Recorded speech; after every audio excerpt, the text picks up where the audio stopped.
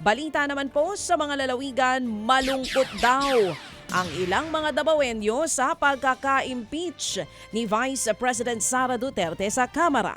Ayon sa ilang Dabawenyong nakapanayam ng News 5, hindi sila makapaniwala sa nangyayari sa buhay politika ng kanilang dating alkalde na si VP Sara. Naniniwala raw silang walang kasalanan ng bise at hindi karapat-dapat na ma-impeach. Mensahe nila kay VP Sara, laban lang. Sa ilang pang balita, patay ang isang lalaki matapos po namang araruhin ng pickup truck sa Limay, Bataan. Sa dashcam video, kita po kung paanong biglang sumulpot ang nag-overtake na pickup hanggang sa araruhin ang isang lalaking papatawid sana po sa kalsada. Hindi man lang po huminto ang nakasagasang pickup.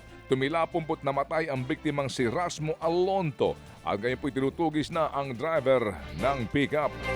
Sugatan naman ang isang lalaki matapos siyang tagain ng ama ng kanyang kainuman sa Basay, Samar. Base po sa investigasyon, nakikipag-inuman ang biktimang si alias Ted sa kaibigan ng kanyang anak ng suspect.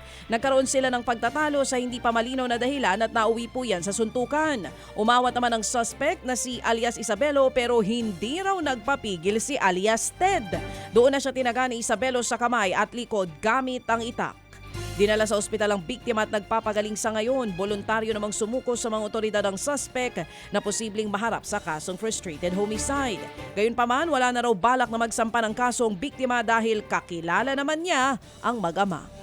Natagpuan pong patay ang isang construction worker naman na nahulog po sa isang balon sa Baybay, Leyte.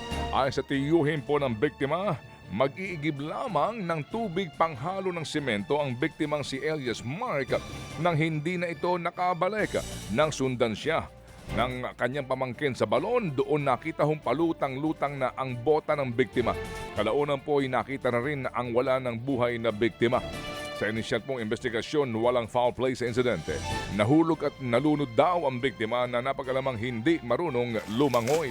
Sugatan naman ng isang lalaki matapos sakmalin ng buwaya sa Tawi-Tawi. Nakaupo raw sa open area ng bahay sa tabing dagat ang biktima nang biglang sakmali ng buwaya. Nahulog pa ang biktima sa dagat pero nakawala rin sa buhaya at nakaahon. Dinala sa ospital ang biktima na kinailangang tahiin po ang malalalim na sugat. Pinag-iingat ng mga otoridad ang mga residenteng nakatira malapit sa dagat lalo't hindi na raw ito ang unang crocodile attack sa nasabing lugar.